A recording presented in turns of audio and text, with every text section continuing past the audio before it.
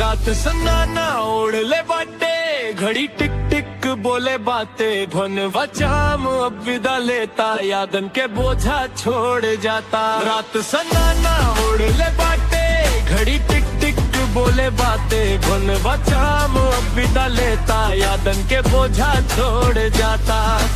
आँख में सपना दिल में आस, टूटल मनों के फिर होई विश्वास, जे रोल चुपचाप पूरा साल, अब हंसी लिखी हो कर भाल। कल से नया साल आई, बिस्कुचने की नई राह दिखाई, दुख दर्द सब पीछे छूटी, जिंदगी फिर से रंग लाई। नया सवेरा नई कहानी, हैप्पी न्यू ईयर मेरी जुबानी था।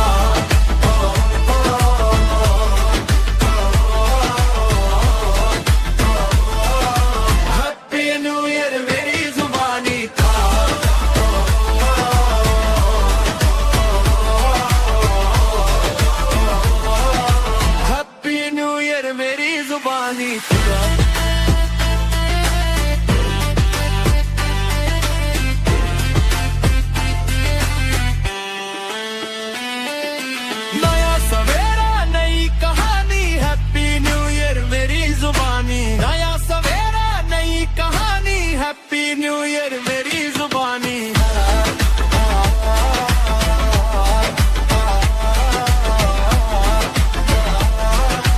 हैप्पी न्यू ईयर मेरी जुबानी।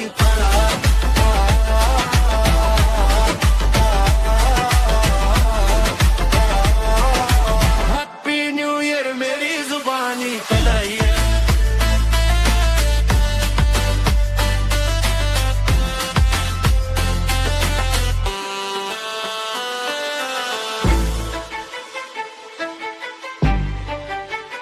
एक बार किशोरी जी ठाकुर जी से बोली हम बंसी बजाएंगे, तो जो बोले आप बंसी मत बजाओ। बोले क्यों? बोले बजेगी नहीं आप। किशोरी जी बोली अच्छा हमसे नहीं बजेगी। ललिता विशाखा तुरंत आ गई, ये पहले आ जाएं लड़वे लाल जी थे। खा गई तुमने?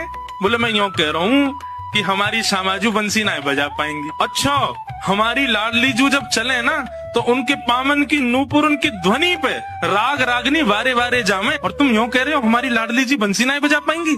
चलो जल्दी अपनी बंसी दो, हमारी किशोरी जी बजाएंगी। अरे मैं कोई किशोरी जी पे संशय ना कर रहा हूँ, किशोरी जी पे मैं कोई आक्षेप ना कर रहा हूँ, वो साक्षात संगीत स्वरूपा है, पर मेरी बंसी जे ना बजा पाई। ललिता जी बोली आज तो यही बंसी बजेगी, अब ही बजेगी और तुम्हारे सामने ही बजेगी, लाओ दो। ठाकुर जी बोले ना माननी बात, लो दे दे। हे लाडली जू आज दिखा दो यार, जो बहुत अपने आप को कुछ समझे बंसी बजावे और यूँ सोचे कि या के आगे कोई ना, आज आप बजाए दो, नेक दिखाए दो, अपना स्वर लगाए दो, यही को मूर्छित कर दी हूँ बंसी बजाए के। ठाकुर जी के हाँ श्री जी बजाओ, हमारा तो सौभाग्य कि हमारी बंसी आपकी सेवा में, पर मैं फिर कह रहा हूँ जी बजेगी नहीं। किशोरी जी ने अपने अधर पर वेणु धारण करके अपनी कोमल उंगलियों से छिद्रों को आच्छादित किया, और जैसे ही प्राण पिरोए बस हवा ही हवा निकले, स्वर नहीं निकले। ललिता विशाखा कह रही है अरे जल पिला गलो सुगो शामाजू को जल पिलाए दियो, लेकिन बंसी नए बजे। ठाकुर जी मंद मंद मुस्कुरा रहे, अब मैं कह रहा हूँ नए बजेगी मुँह वापिस कर दो।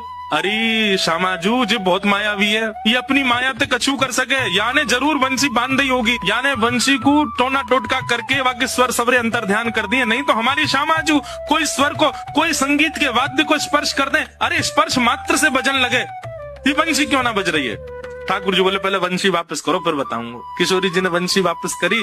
ठाकुर जी बोले अच्छा एक बात बताओ, आप बंसी को वादन करते समय मन में कौन को चिंतन कर रही?